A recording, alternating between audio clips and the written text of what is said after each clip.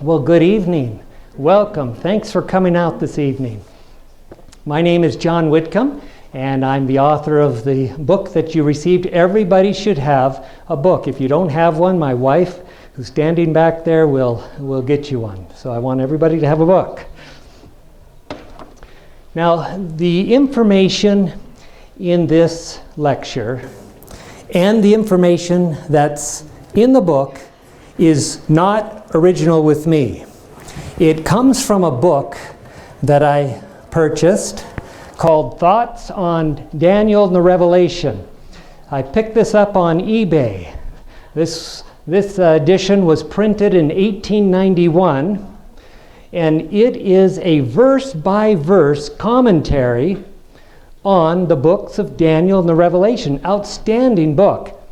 Over 1 million copies were sold back in the 1800s. That's a bestseller, isn't it? And it was published in several languages.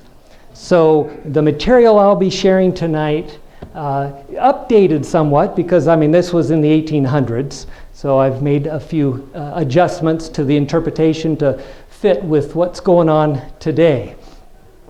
The battle for Jerusalem has been making news headlines recently. You've probably noticed that in the news, but that's nothing new. It may be called the city of peace, but no other city has been more bitterly fought over than Jerusalem. In the past 3,500 years, it has seen at least 118 conflicts. It's been razed to the ground at least twice and besieged 23 times. That's a lot of battles. So you can see that Jerusalem has been going, the battle for Jerusalem's been going on for a long time. So who's going to win the battle this time around? Now the advertisement that went out hinted that the answer is going to be found in Daniel 11:45. So we're going to be looking into the Bible tonight to see if we can't answer that question. And I always ask the author of this book for guidance whenever we open his word. So please bow your heads with me a moment. Father in heaven, we thank you for your word. We thank you for the prophecies that are found there. And we invite your presence here as we open your word and discover some things that you have in there for us. In Jesus' name, amen. On December 6, 2017, the United States President Donald Trump declared that Jerusalem was the capital of Israel.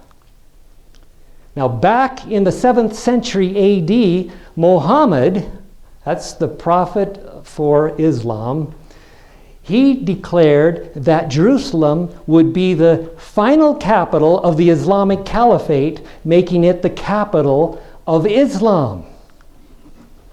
And the day after President Trump made that announcement, this article was published, and it says, Jerusalem is the capital of the future caliphate. And this is a statement in the Hadith where Muhammad prophesied about Jerusalem. He said that the caliphate would be in Constantinople, and then it would go from Constantinople to Jerusalem. Well, it was in Constantinople for about 472 years, and now it's located nowhere, and they want to put the caliphate in Jerusalem. So, whose capital will Jerusalem be? Islam's or Israel's? Now there's a website online. It says, Keep Jerusalem United. And you can sign the petition there. There's approximately 750,000 people have signed this already, because Israel wants Jerusalem to be their capital, and the evangelical community around the world wants Jerusalem to be the capital of Israel because they want to see a third temple built there. But the United Nations, they voted overwhelmingly to condemn President Donald Trump's decision to recognize Jerusalem as the capital of Israel, despite threats from the U.S. to pull funding from the world body. And then 1 week after Trump made his announcement, Erdogan, he's the president of Turkey, he called together 57 nations, and they had a summit. And they said, They said that they declare that East Jerusalem is Palestinian capital. See, they condemned the decision that Trump made. And that's, Erdogan is the president of this 57 nation confederation.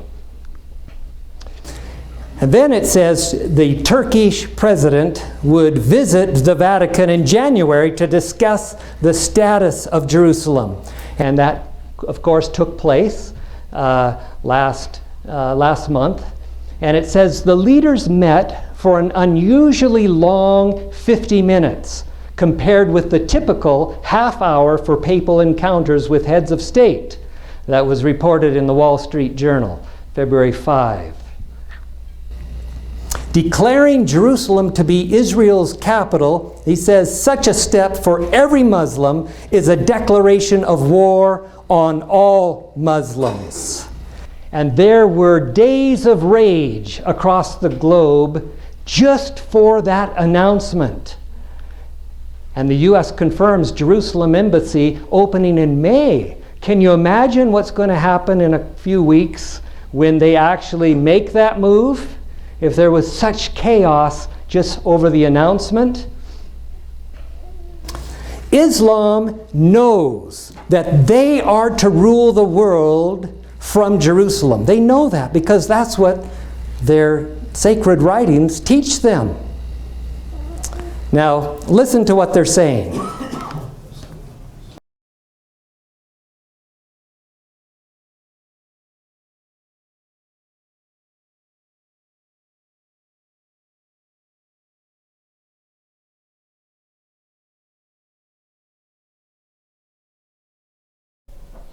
He said the caliphate that will reside in Jerusalem. Listen to this next one.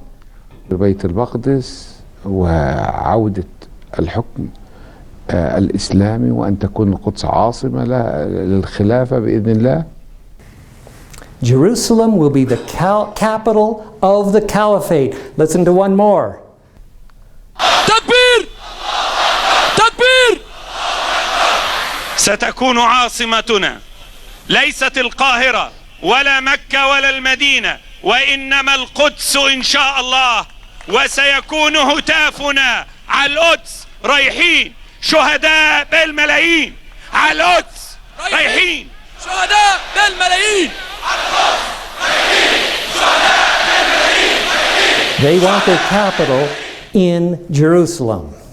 Pretty serious about this. But Israel and the evangelical Christians know that Jerusalem belongs to Israel. It is their eternal capital, and they both believe that the third temple will be built soon. And they're hoping that Trump will be the modern day King Cyrus. You see, it says build that instead of the wall, build that temple. That's what they're wanting Trump to do.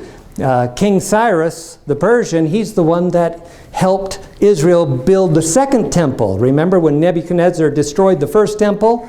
Well, they're hoping Trump is that King Cyrus.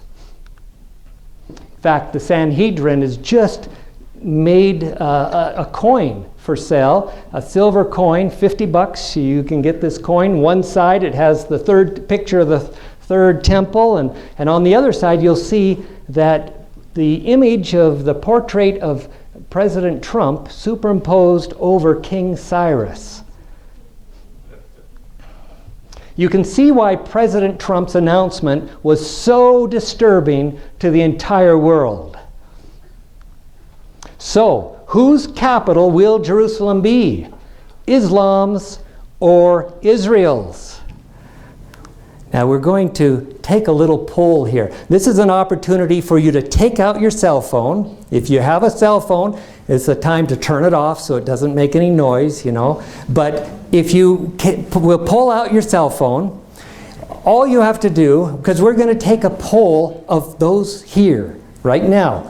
So if you have the ability to text, all you have to do is pull your phone out, get to your texting message, and dial 650-600-9016. You put that up in where you are going to dial your phone. Then in the message, the place where you put a message, if you believe that Islam is going to get this capital, you put in 161-966. And if you think it's Israel's, you put in 161-967.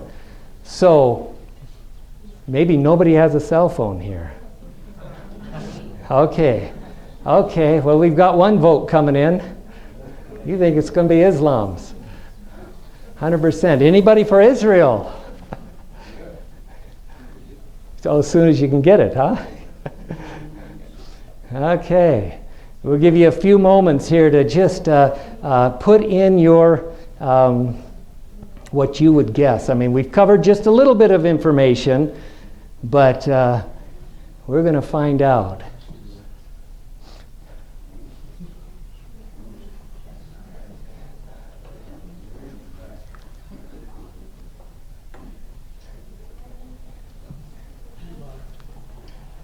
The phone number is 650-600-9016.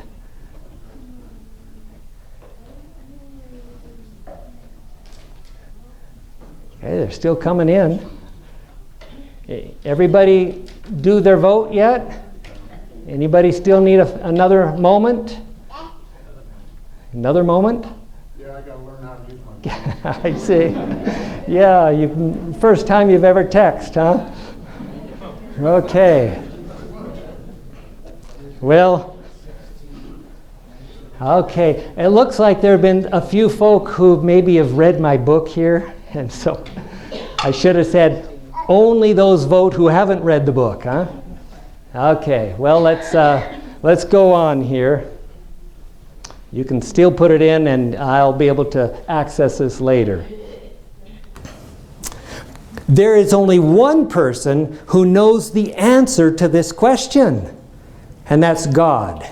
Isaiah 46:10 says, declaring the end from the beginning and from ancient times the things that are not yet done, saying, my counsel shall stand and I will do all my pleasure.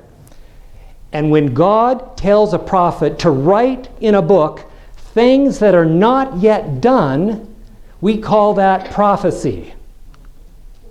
There's a book in the Old Testament called Daniel, which was written by the prophet Daniel, and Jesus himself called Daniel a prophet.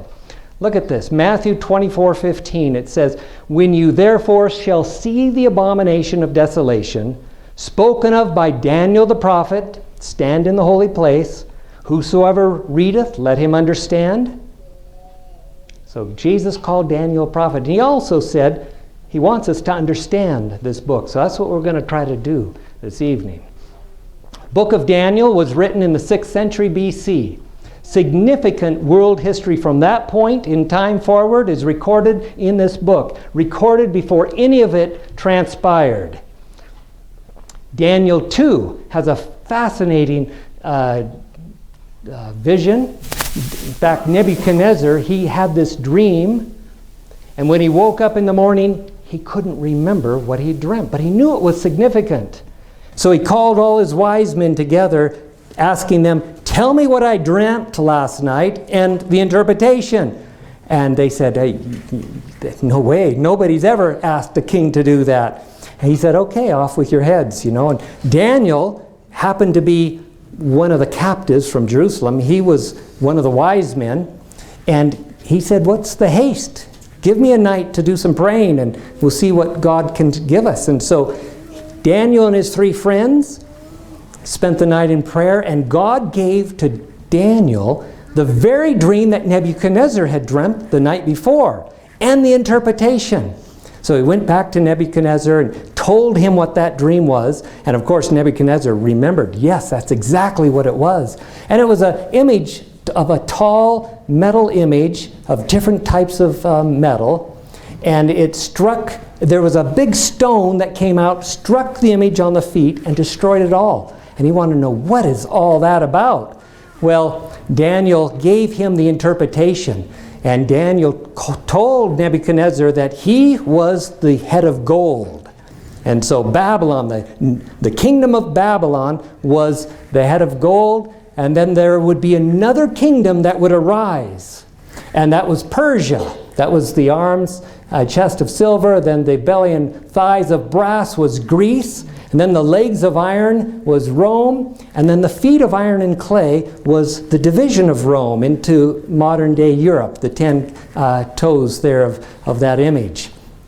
And then this stone came and hit the image on the feet. In the days of these kings, it said, this stone would strike. And this stone was, according to what Daniel 2 says, was God's kingdom, would fill the entire earth.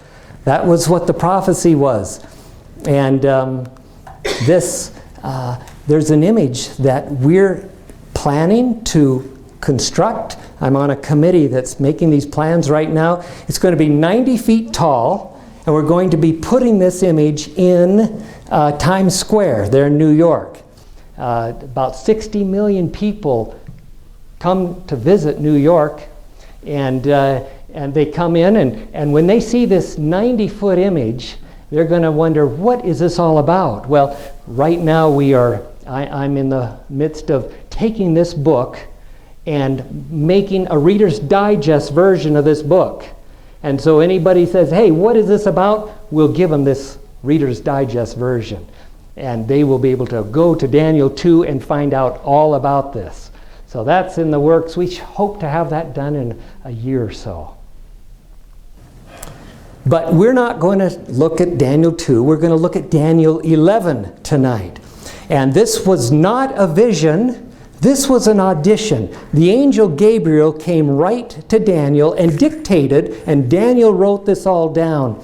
And it's all about warfare in the Middle East that began about the time of Daniel. So this chapter is like a record of significant news headlines written in somewhat of a cryptic format, as you'll see in a moment. And these headlines were written down in this chapter long before they happened in history. Now, Bible commentaries are all in agreement with what I'll be showing you in these first few verses of Daniel 11. Here's how it reads. Also I, that's the angel Gabriel, in the first year of Darius the Mede, even I stood to confirm and to strengthen him. And now will I show you the truth. Behold, there will stand up 3 kings in Persia, Cambyses, son of Cyrus, Smerdis, Darius Hastapes, and the 4th, Xerxes, that's the king who was in Queen Esther, the story of Queen Esther, shall be far richer than they all, and he by his strength, through his riches, shall stir up all against the realm of Grecia. So this chapter starts off with a prophecy regarding future kings of Persia. You notice how it reads. 3 kings in Persia. Then it mentions Grecia. And these are all very literal terms for us to be able to understand. And the world power that followed Persia, you remember what the world power that followed Persia? Greece, absolutely. Here's how it says, reads, verse 3. And a mighty king shall stand up, that shall rule with great dominion, and do according to his will.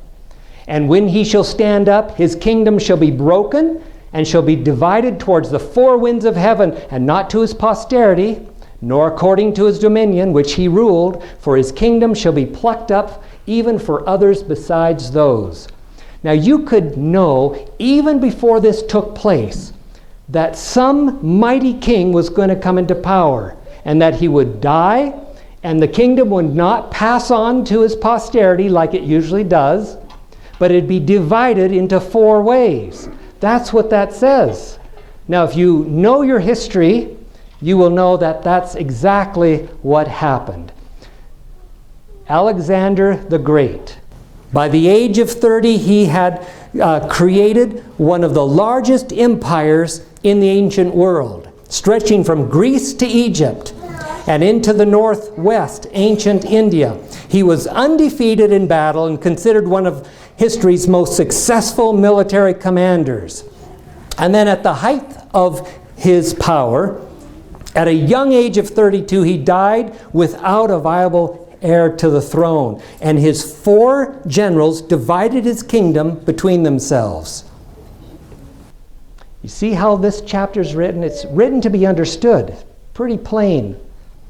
Why is it written for us? God wants us to know what is going to happen before it takes place. Most of the verses of chapter 11 have already found fulfillment in the historical records of that region. And by applying the same method of interpretation used throughout this chapter to the very last verse, we can discover who will be getting Jerusalem as their capital. And by the way, the 4 generals that divided up his realm was, you had Cassandra in the green there, then Lysimachus in the orange, and Seleucid here in the yellow, and Ptolemy in the blue. Those were his 4 generals, and they divided his empire like that. And then they did some fighting, and Seleucid, he conquered those 2, and it became the Seleucid kingdom versus the Ptolemaic kingdom. King of the north, king of the south. That's what the rest of Daniel 11 is all about the warfare between these 2 powers. And the prophecies perfectly match the historical records from 300 years before Christ and take us right up to our time. And Daniel 11:45, the last verse of this chapter, tells us who will end up with Jerusalem as their capital. Here's how it reads. And he shall plant the tabernacles of his palace between the seas in the glorious holy mountain. Now it says, he and his. Who are these pronouns referring to? That's part of the challenge of this chapter. I counted up 122 personal pronouns. That's the whole chapter, chapter 11. I highlighted them in blue. And you've got to go through and try to unravel that and figure out who these pronouns refer to. And verse 45 has nothing but pronouns. So we need to identify these pronouns, which have their origin in verse 40. So that's where we need to go to decipher this verse. Here's verse 40.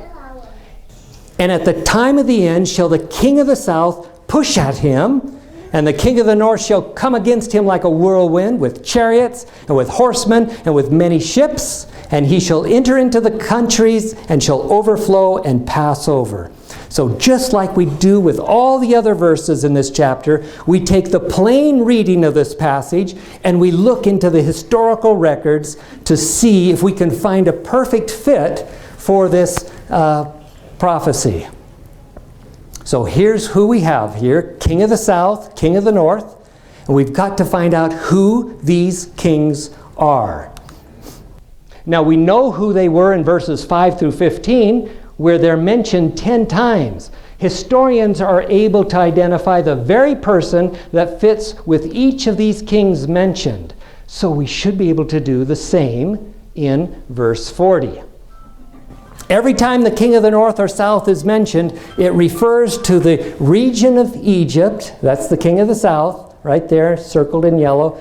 King of the north is that Turkey, Syria, Iraq, that area. That's the king of the north. So we need to look into the records of history to see if we can identify the name of a ruler from the south and from the north that would fit the events that are spoken of in this verse. Let's see what is clearly evident in this verse. We have the ruler from Egypt, okay, that's the king of the south, pushing at a him. Oh, another pronoun to figure out. Well, the prophecy then says that the king of the north shall come against the same him, the same civil power that Egypt pushed at. Now that right there should provide a sufficiently unique clue so that we would be able to go into the historical records to see if we can find a match.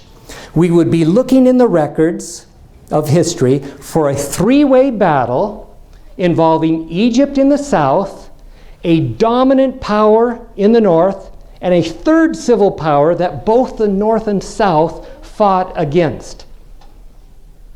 And we would look for a scenario where the king of the north used naval ships to play an important role in winning the battle. These are pretty specific points. And if we found such a battle in the records of history, it would be more than just a mere coincidence. The identifying points in this prophecy are much too specific. So I want you to consider Napoleon's Egyptian campaign. In 1798, Napoleon attacks Egypt. Okay, got that? Napoleon came from France, attacked Egypt.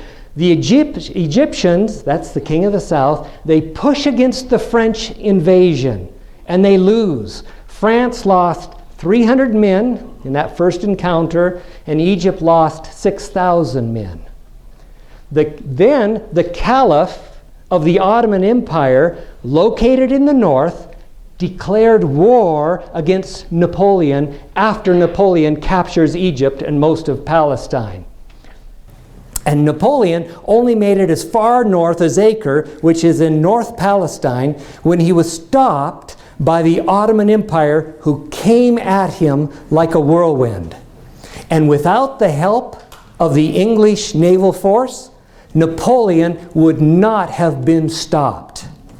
So this was a three-way battle. Do you see that? You have Egypt, France, and the Ottoman Empire.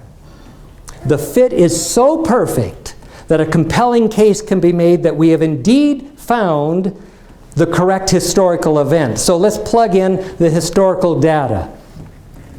And at the time of the end shall the king of the south, that was the Egyptian ruler, Murad Bey, push at him, the king of verse 36, who was France in the person of Napoleon. Egypt pushed against the invasion of France in 1798.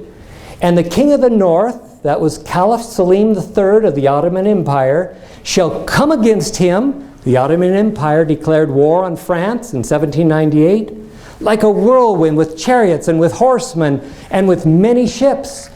Lord Nelson's English fleet of ships supported Turkey in its war with France.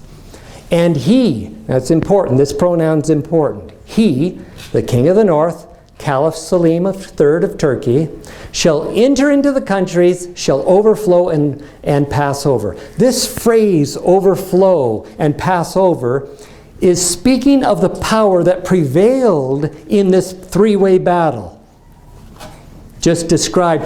And history records that the Turks prevailed. Thus we can be certain that the identity of the pronoun he in this sentence is the king of the north. This lets us know that the remaining pronouns in this chapter all refer to the king of the north. So I want you to remember this image. We're going to see that image again. That's the king of the north back then. So the pronouns he, his, and him used in verse 45 referred to the king of the north, the Islamic caliph from verse 40. And because we are still using the same pronoun from verse 40, it's reasonable to suggest that the king of the north in this final verse may still be an Islamic caliph. So what's this king going to do? It says, he shall plant the tabernacles of his palace. Now, we know what a palace is. That's the official residence of a sovereign or some other exalted person. And he's going to plant, set up, or establish his residence in the glorious holy mountain. So what do you think that phrase refers to? Yeah, Daniel tells us, O Lord, according to thy righteousness, I beseech thee, let thine anger and thy fury be turned away from thy city, Jerusalem, thy holy mountain, Daniel 9:16. Isaiah, Joel, Zechariah, along with Daniel, state that this phrase, holy mountain, refers to the city of Jerusalem. And to be certain that we have identified the correct geographical location, the prophecy tells us that this spot is between the seas. And sure enough, Jerusalem lies between the Mediterranean Sea and the Dead Sea. So, let's plug in this data. And he, king of the north, now we won't know his name until this event takes place, shall plant the tabernacles of his palace, perhaps an Islamic caliphate, between the seas, Mediterranean, Dead Sea, in the glorious holy mountain, Jerusalem. Yet he shall come to his end and none shall help him. Something will happen to this person that brings him to his end after he plants the caliphate in Jerusalem. Even though we cannot know the name of the king of the north until this prophecy is fulfilled, there are some interesting developments taking place in the Middle East right now that suggest some possibilities. The Atlantic, this paper was founded in 1857. It's a very reputable journal. And it says, Sultan Erdogan. Now remember who Erdogan is. That's the president of Turkey. Turkey's rebranding into the new old Ottoman Empire. And you recognize that image on the far right? An article in the Economist pictured the face of the president of Turkey on the image of Caliph Selim III of the Ottoman Empire, who was the king of the north in verse 40. The Al-Monitor, Saudi Wahhabi leaders see Turkish threat over caliphate. Daniel Pipes of the Middle East Forum writes a paper entitled Turkey's New Goals, Restore the Caliphate and Lead the Middle East. American thinker, Turkey and the Restoration of the Caliphate. And Reuters, March 7, just a week or so ago, 2018, this was stated, quote, the Saudi crown prince accused Turkey of trying to reinstate the Islamic Caliphate, abolished nearly a century ago when the Ottoman Empire collapsed. Now that's a pretty significant statement for the crown prince to be making regarding Turkey. And then on March 7 also, a Turkish newspaper close to Erdogan calls for a joint Islamic army to fight Israel. And this was reported in the Jewish News Syndicate. The article called on the 57-member state of the OIC, remember I talked about that earlier, to form a joint army of Islam to besiege and attack the state of Israel. It notes that such a joint army will greatly exceed the Israeli army in manpower, equipment, and budget, and presents statistics to prove this. Remember, this group have attacked Israel 3 times, 1948, 1976, and 1967, right, wasn't it? 1967 and 1973. And look at little Israel right there, that little red spot. And there's the 57 nations that are wanting to form an army to take Israel out. Now, I have an 8-minute video clip that will catch you up on what the King of the North, President of Turkey, he's the current King of the North, what he's been up to.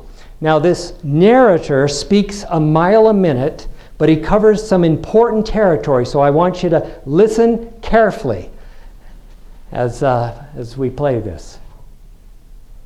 On April 16th, the Turkish people went to the polls to show their support for a landmark constitutional referendum.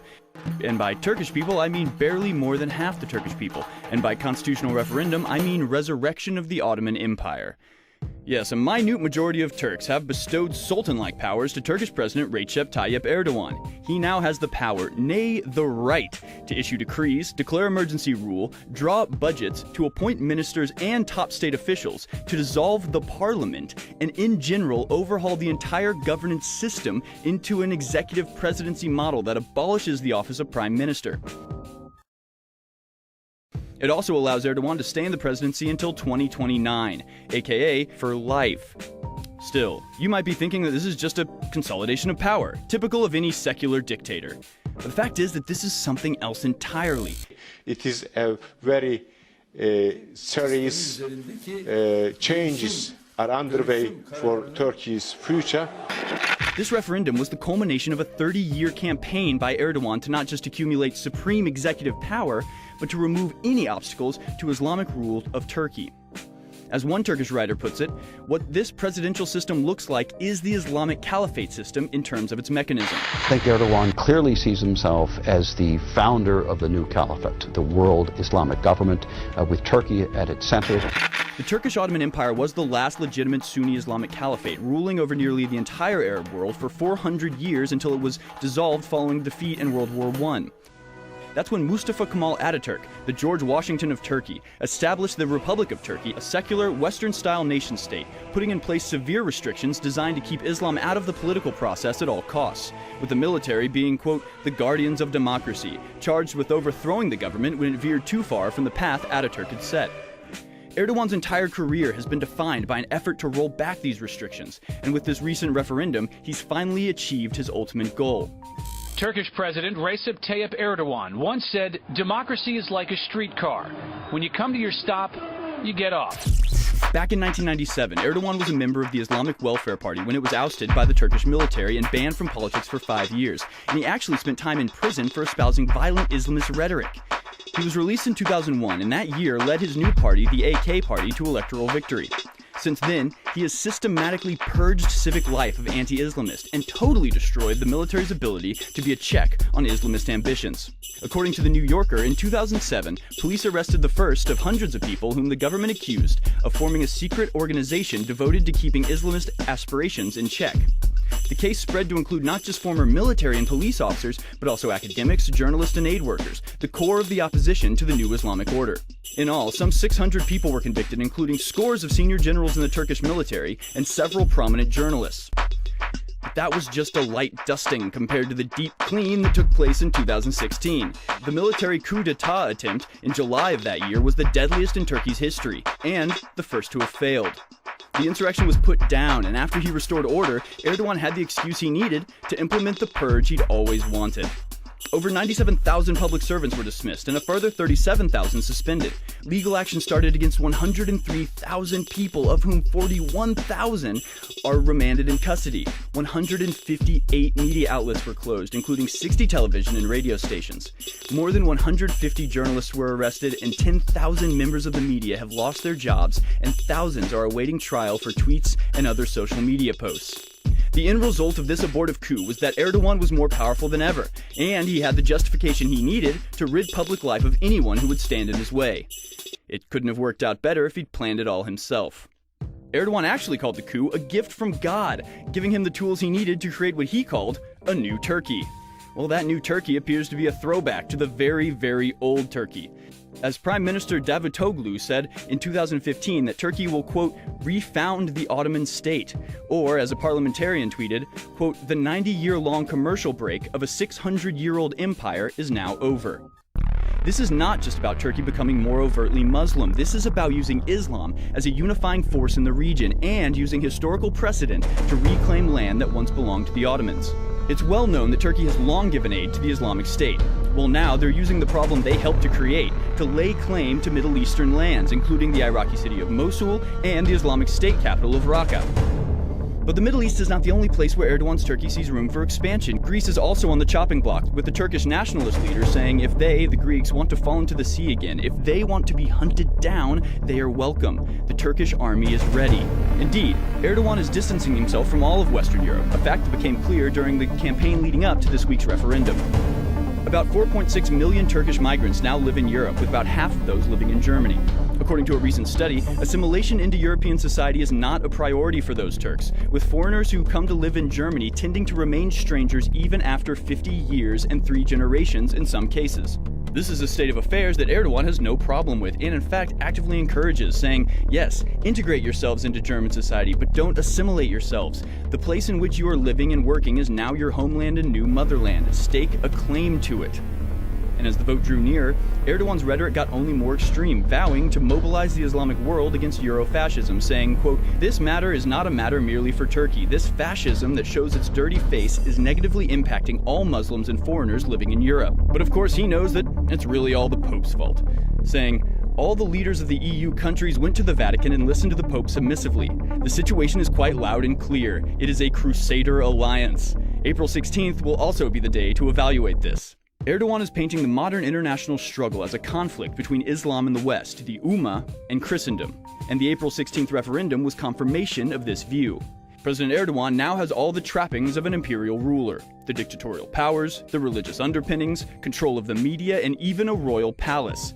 With this referendum, Turkey has revived the Ottoman Empire in all but name, and should they decide to follow through with their imperial ambitions, there would be very little in the way to stop them, and Western Europe would be hard-pressed to defend itself with millions and millions of unassimilated Turkish Muslims already within their border. Turkey is the strongest military power, military might in the region. It's the second largest army in NATO, and the statements coming out of Turkey should be very concerning to Americans. Erdogan is saying 1.5 billion Muslims are waiting for the Turkish government to rise. Medeniyet çıkacaktır ve bu medeniyet inanıyorum ki 21. asırda İslam medeniyetinin öne ve Müslümanlar bıraktığı yerden tekrar bu emaneti teslim alacaklardır. Bize göre demokrasi hiçbir zaman amaç olamaz. Demokrasi ancak ilmi noktada ele aldığımız zaman bir araç olduğunu. Huge changes have taken place in Turkey in just the last 2 years. Amazing to see this. And the book you received, I entitled Jerusalem Caliphate and the Third Jihad. And I wrote the manuscript for this book in 2010. And at that time, hardly anyone heard the term caliphate. Now it's a term widely used on news networks because of the rise and demise of ISIS in Iraq and Syria.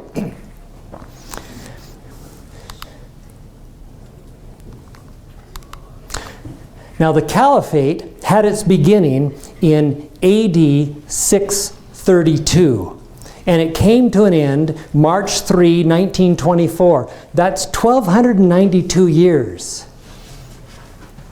The Muslim Brotherhood were formed in 1928 for the sole purpose of restoring the caliphate. And that's the stated mission of Al-Qaeda and ISIS. You can see why they want their caliphate, right?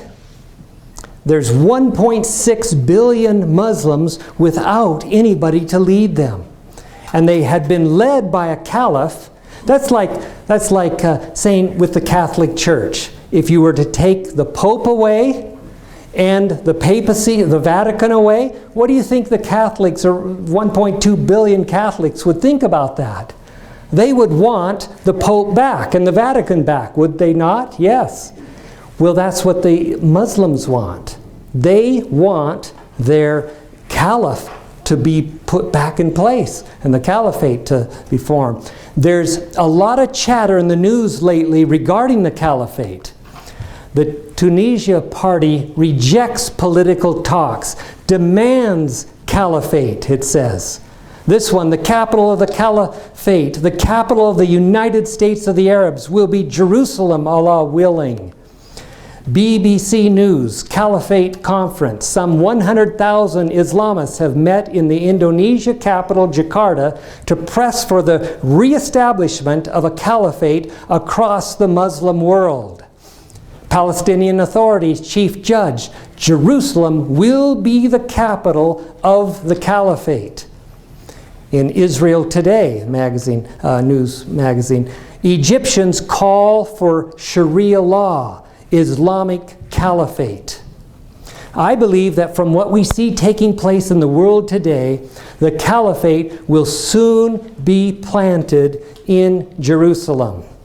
And when the caliphate is reestablished, we will see a surge in jihadic activity. I don't think there's anyone who hasn't heard this term, jihad, right? You're all familiar with this term. Jihad is a holy war waged on behalf of Islam as a religious duty. But why third jihad? Well, because there were two jihads in the past. The first jihad, AD 32 to 750. The second jihad was 1071 to 1683. And the third jihad, many believe we're about ready to witness the third jihad. It hasn't happened yet. Here's the spread of Islamic control by 624. Do you see in the circle there, that little green spot?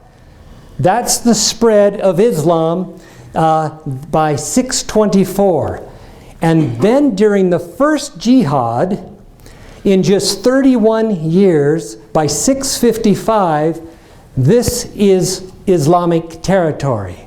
That's just in the first jihad.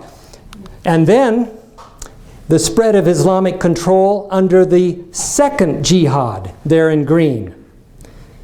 Did Islam spread through the work of peaceful Islamic outreach to the nations? Sending missionaries?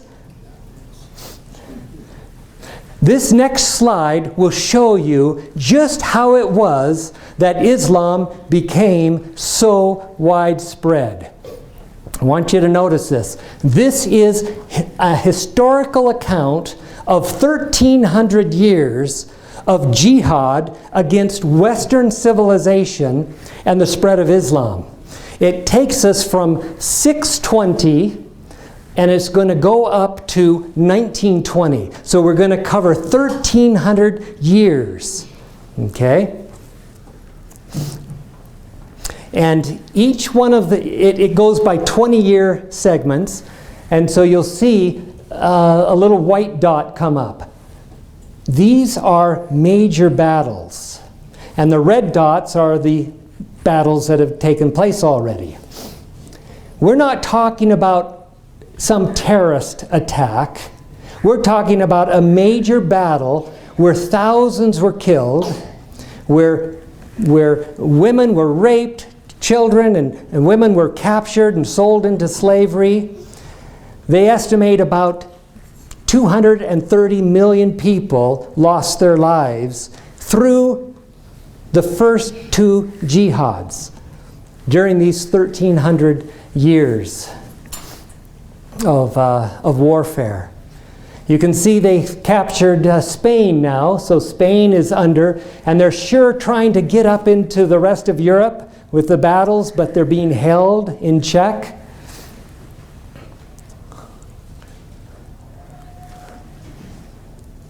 And those little red dots represent a lot of suffering, a lot of grief. Now, from the 1,300 years of history, would you say that Islam was a peaceful religion? Just from this, what would you say? Okay.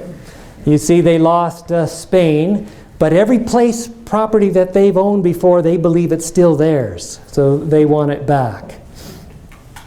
All right, so that takes us up to 1920. There we are. That was just the first two jihads.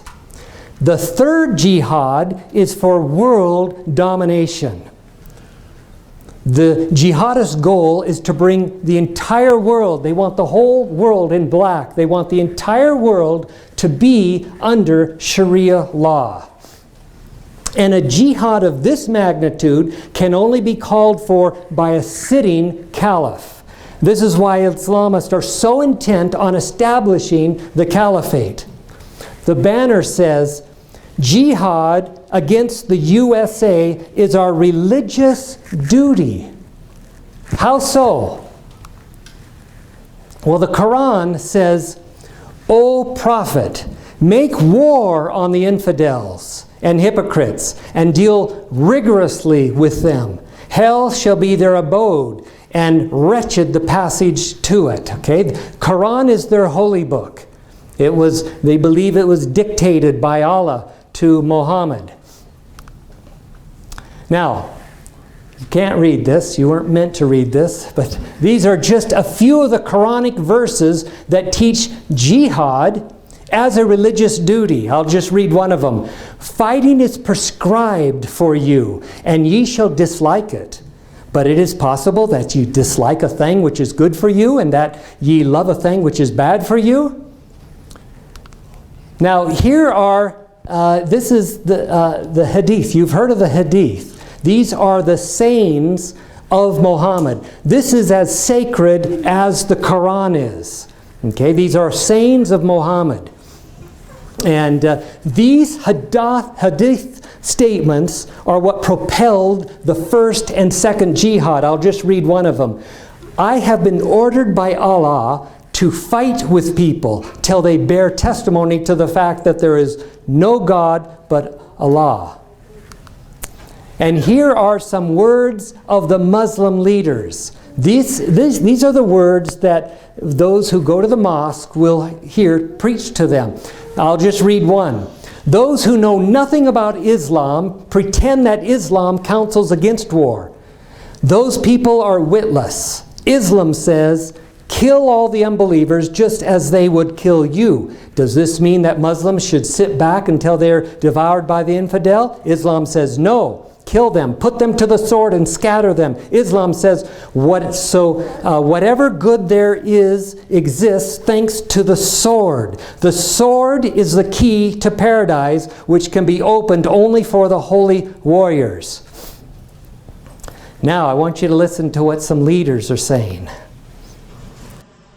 At the same time, we have reaffirmed again and again that the United States is not and never will be at war with Islam. Islam teaches peace. Okay, here's another one. I also want to speak tonight directly to Muslims throughout the world. We respect your faith. It's practiced freely by many millions of Americans, and by millions more in countries that America counts as friends. Its teachings are good and peaceful. Okay, Islam. That is nonsense. Islam is a religion of peace. They are not Muslims, they are monsters. Now, these men are intelligent. They've been well educated. They know the history that I've just shown you. This is all very clear in history. Why are they saying what they're saying? There's a reason they're saying what they're saying. Here's a website called thereligionofpeace.com, and it tracks jihadic activity month by month. Here's the January report. There were 152 attacks in January. 1,051 were killed. 1,346 were injured. There were 22 suicide blasts, and this happened in 21 countries. And then they keep a running tally. There's been 32,700 Islamic terrorist attacks since 9/11. A religion of peace.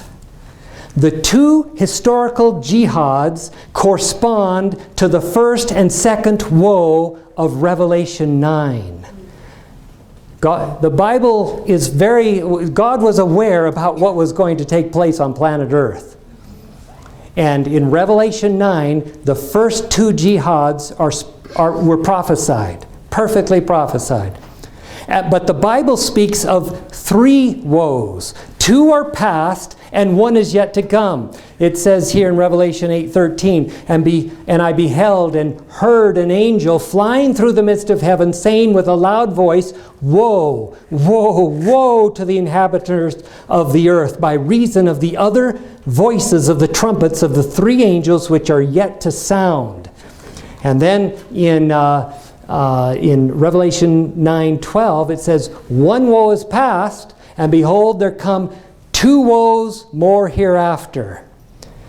These 3 woes are a big deal in Revelation for good reason. Now, the large charts were the PowerPoint media of the mid-1800s. And I want you to notice what's on one of the charts here. They have the first woe, and you see how they depict the first woe? They have a Saracen or an Arab.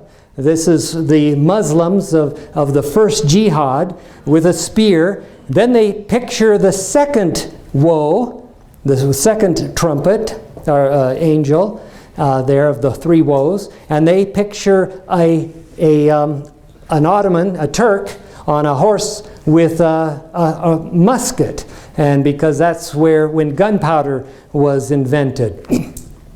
Here's a list of 124 noted Bible scholars who taught that the first 2 Islamic jihads were the first 2 woes of Revelation 9. The first scholar who saw this was in 1190 AD, so that's a long time ago. And then on this list you see Martin Luther and Isaac Newton. They both believe this. And then you have Matthew Henry, John Gill, Albert Barnes. There's a lot of names I didn't recognize. Those were just a few names I recognized. And then you have Alexander Keith and Uriah Smith, the author of this book here. And that gives you a total of 124 who see the first and second woe as being the first and second jihad in history. When Muslims finally reestablish the caliphate, the world will face a 3rd jihad. And in the book of Revelation, it's called the 3rd woe. And it says, as a result of this 3rd woe, that the nations are going to get angry. They're not angry today. Today, the nations are saying, no, Islam is a religion of peace. We open up our borders, we welcome them in, and so they're just flooding into the nations. God has a purpose in all this. God loves people. He loved His nation Israel, didn't He? And when they were going a little south, they weren't obeying Him, He would send the Assyrians, right, to attack them. Redemptive punishment, redemptive discipline, it was called. The Assyrians came. Then the Babylonians came. And God permitted it because He loved His people. Well, during the Dark Ages, God loved His church. God loves His people. And there was the Spanish Inquisition. There was all sorts of millions were being persecuted because they wouldn't line up with the church of the Dark Ages. And so those nations, God said, you're not living according to the Word of God. You're not acting right. And I'm going to have to send some discipline. So He sent the first and second woe, the Islamic attack. All that you saw was God's way of disciplining the people that He loves to bring them to repentance. And we know that because the last verse of chapter 9 says, and they repented not of their evil deeds. So that's what God sent to the nations of Europe to try to bring them back to Himself, just like He did with Israel. Well, now, today, the Protestant churches, how are we doing in America? How are we doing in Europe? How's the Protestant churches doing today? Not so good. In this nation, we're killing a lot of innocent babies, are we not? What are we doing to the institution of marriage that God established in the Garden of Eden? There's some real problems in this nation. And God loves this nation. God loves His people. And so God has one more discipline.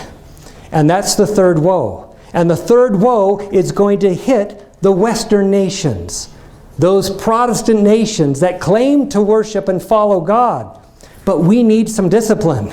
And so we're going to see the third woe is going to hit. And a day will come when the leadership will no longer be saying nice, happy things. They're going to realize, whoa, this is a terrible woe. And so that is yet to hit upon North America and Australia and Europe. And what is going to be coming will make 9/11 look like a Sunday picnic in comparison. This is what the prophecy says will be coming. Do you think the third woe or jihad is something that will be of any concern to us here in the United States? Oh yes.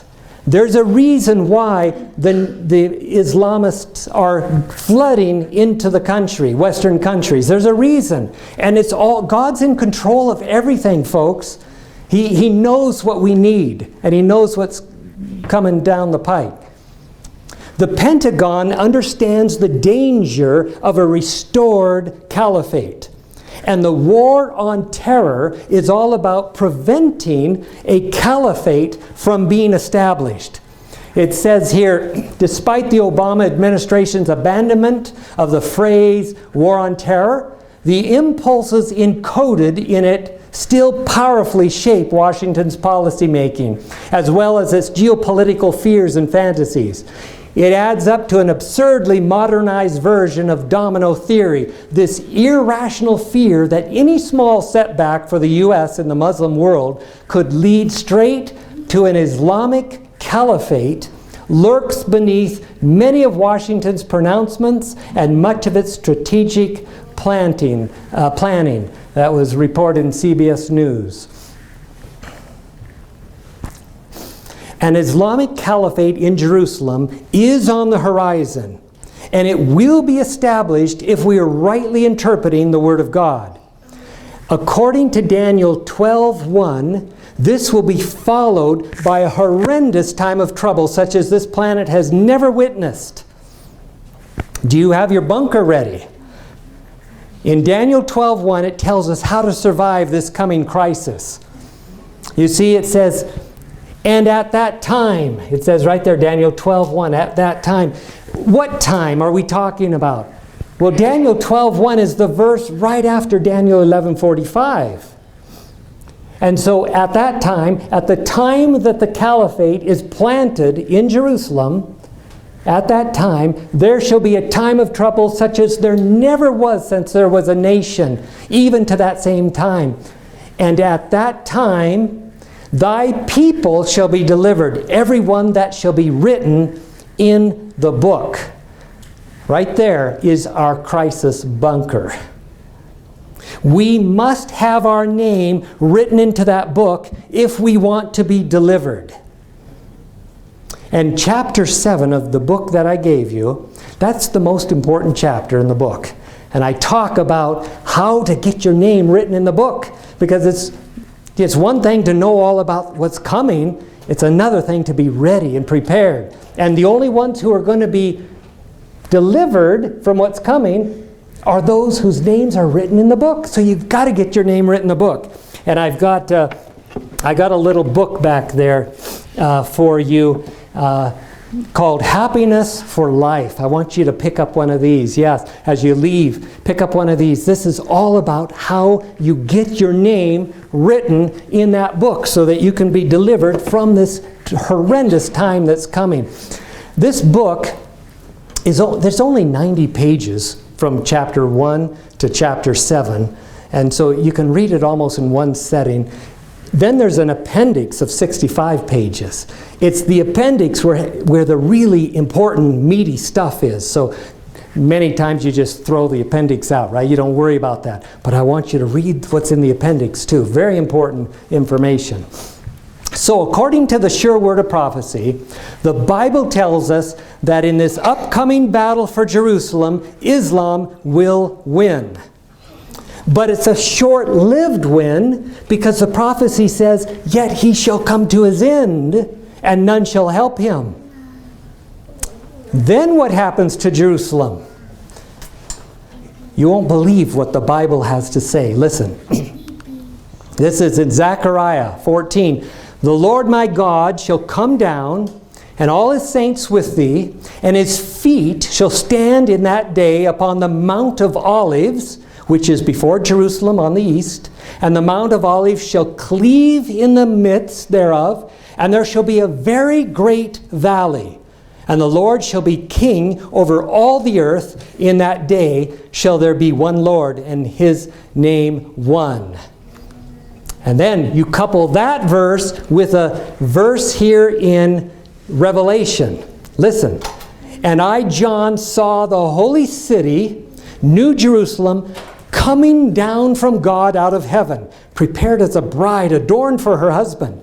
And I heard a great voice out of heaven saying, Behold, the tabernacle of God is with men, and he will dwell with them, and they shall be his people. And God himself shall dwell with them and be their God, and God shall wipe away all tears from their eyes, and there shall be no more death, neither sorrow nor crying, neither shall there be any more pain, for the former things are passed away.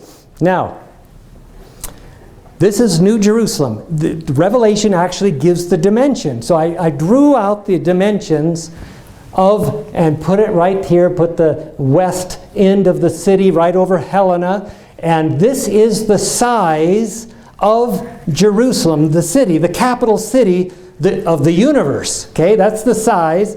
It's not going to be in Montana. Where's it going to be? Right in the center of that city is going to be right where Mount of Olives is right now. And so this massive, when Jesus steps down on Mount of Olives, it becomes like a huge foundation, a huge plain. And then this city comes and lands right there, see? And this is going to be the capital. It's New Jerusalem is in heaven today, right? Well, that's not going to be the capital of the universe anymore. It's going to come down here, right here. And God will rule the universe from that spot here on planet Earth. Now, if you want more details regarding New Jerusalem, I want you to take home the free book on the back table called The Great Controversy. I've got a copy for everybody there. And the first chapter of this book is all about the destruction of Jerusalem by the Roman general Titus in 70 AD. That's chapter 1. And then the last chapter is all about New Jerusalem. And the chapters in between deal with the historical events that take place between these two Jerusalem events. Really important book. I want you to make sure you pick up a copy of that. Now, you can get a Kindle version of this book. I had a friend of mine over in Australia. I said, take this book and make it into a Kindle. So he worked on it and he put it into a Kindle. I sent him all the text for it, so it was easier for him. And so now we had to charge $1.99. That's what Amazon says we had to charge for it. Otherwise, we'd have given it free. But you can go on. This is my website, JerusalemCaliphate.com. You've got a card in your book that gives you that site, and so you can get this book in a Kindle version for $1.99, or you can download it as a PDF free from my website there. And also you can get my book, Jerusalem Caliphate. You can also get it in a Kindle version for $2.99 there at Amazon. Now, why in your book you're going to find this survey. Okay, I want you to pull that out. And I want you to fill out the top half, okay? So I want you to tell me how you heard of this lecture. Either was it from the radio, or a mailer, or Facebook, or the paper, or some other. So fill that out. And then, Amazon gives you a 5-star rating, so give this lecture, tell me what the relevance is for you. 1 star, fine. But 5 star, that's even better. And the presentation, do a rating on there. And if you are interested and want to be notified regarding future lectures, put a check there. Or if you would like to join a Bible study, prophecy study group, put a check there and put your email. And if you want a copy of this lecture, it's being videoed. If you want a copy of that, just give me your email and I can send you the link. But I'll probably have it posted on my website in time. So anyway, if you would fill that out, and if you just want to do the top part, just fill that out, and then fold it in half and then leave it at the back table. So I want to thank you for coming out tonight. And I don't know, what time is it now? 7:45. Oh, my wife is going to say I talk too fast. Okay, well good. Well, I'm glad you came out. And just fill out your survey, leave it there. And if you need an extra book because you have an uncle in Texas that you want to send him a copy, pick up an extra copy if you wish. Yes? I recently moved from Fort Worth, Texas. We had an Arabic pastor who has written a textbook on the Islam religion, and of course he's a Christian and he witnesses to them. The confusion about is Islam peaceful or non-peaceful is Muhammad wrote two different versions, two stages of his religion.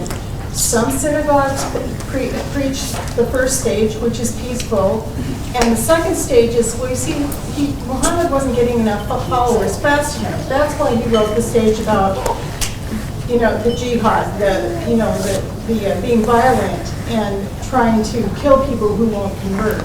And so it depends on which synagogue you go to, what they're teaching, and that's why they believe that they're peaceful, while some of them are. They're not. So don't vilify every Muslim. No. Because many of them are peaceful, but there are the elements of those who really believe what Muhammad said in his second and last. Good point. A good point. We're not vilifying any Muslim because there are millions of Muslims who are just as peaceful as you and I. What we're looking at and what she's saying is true. You had the Mecca text and the Medina text, and Medina text, and the teaching of Islam is that the later texts supersede the earlier text, and this is why you have the first two jihads. During those first 1,300 years, you had a lot of conquering. Because they knew that the later text superseded the earlier text. And so, but there are a lot of Muslims who don't read or don't follow what their sacred text says, just like there are Christians who don't act Christ-like, right? You have many cultural Christians who aren't living their faith. You also have many Muslims who are not living according to the Hadith and according to the Quran, because the Quran, if you take the later statements, require jihad, and that's why we see the first two woes and why we're going to see the second woe. But there are many Muslims who are lukewarm Muslims, and they're not following their text. But those who say that the ISIS and Al-Qaeda, no, those are the ones who are actually living as Muhammad lived. And as the Islamists lived for those first, 1,300 years. So they're not the radical and strange ones. No, they're actually the faithful Muslims. And they get very upset if you call them terrorists and not really Muslims. No, they are truly Muslims. Any other questions? Thank you so much again for coming out, and we'll see you at our next lecture or at Mr. Fisk's class.